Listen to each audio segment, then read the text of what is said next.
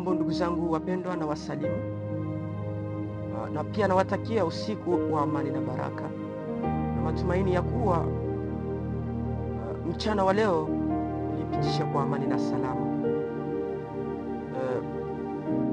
Siku ya leo nilikuja tu kwa ajili ya kukufariji tena wewe uliyevunjika moyo. Japokuwa ndugu yangu mpendwa, unapitia katika magumu, unapitia katika shida, endelee kujipa moyo na kuweka tumaini lako kwa Mwenyezi Mungu, kwa maana Mwenyezi Mungu ndiye anabadilishaka mambo. Vile vyenye vinakomplika kama maisha ya mtu, anayebadilisha ni Mwenyezi Mungu. Vile vyenye vinakufanyaka ukwe très éloigné naye, mwenye anakuwaka tena na posibilite ya kukuatire ni Mungu.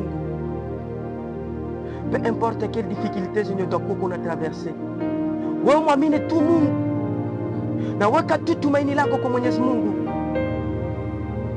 Atafanya kila kitu kwa wakati wake. Ijapokuwa unapitia katika magumu, katika shida, ijapokuwa unaachwa na ndugu jirani, ijapokuwa maisha yako unazorota, unapima hiki na hiki akikamati, yangu mpendo, weka tumaini lako kwa Mwenyezi Mungu. Mwenyezi Mungu hujua shida unazozipitia. Mwenyezi Mungu zifahamu matatizo ambazo unazo moyoni mwako. Mwenyezi Mungu zifahamu souffrance zenye uko na traverser, moment difficile yenye uko na traverser. Peu importe quelle situation, ata résoudre problème yako. Il est vrai que kwa hiyo wakati uko unapitia magumu, il est vrai que kwa hiyo wakati kuna vitu vyenye vinakusonga moyo, il est vrai que ndugu, jirani, jamaa na marafiki wamekuacha, lakini ndugu yangu uliyemwamini, unayemtegemea, anavipita vitu vyote unavyoviona. Wewe weka tu tumaini lako kwa Mwenyezi Mungu. Usijua shida zako, usitambua magumu yako, ayatambua machozi yako, ayajua manunguniko yako. Weka tumaini kwa Mwenyezi Mungu. Weka tumaini lako kwa Mwenyezi Mungu. Tumaini Mungu. Wewe mtumaini Mungu tu.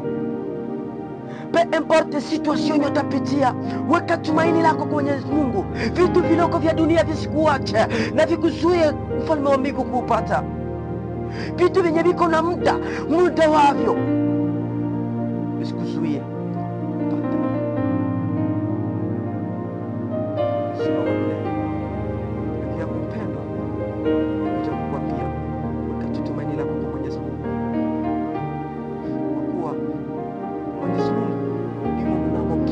Ambacho sisi tunacho haja. Yangu mpendwa, waliokuwa wenye dhambi ndio wanaotumainia na ndio wanaosema ya kuwa Mwenyezi Mungu hayupo. Ukisoma katika kitabu ya Psalm chapitre